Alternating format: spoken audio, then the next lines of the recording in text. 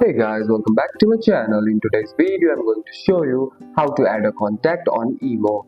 So if you are new to Emo and you want to add friend or family, don't worry, it's very simple. Let's get started. First, open the Emo app on your phone and make sure you are logged into your account and then on the chat screen. Look at the bottom of or top of the screen, then tap add contact or plus icon. This option used to add you people on Emo. Enter the person's mobile number, include the correct country code, make sure the number is correct.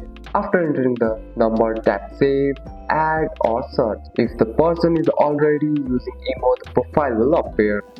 The contact will now added to your Emo contact list and you can start chatting or calling them. If the contact doesn't appear, it means they are not using Emo yet or the person is not registered on Emo. In that case, you can invite them to join Emo. And that's it. That's all for today's video, guys. If you found this video helpful, drop a like and subscribe for more videos. Thanks for watching. See you in the next one.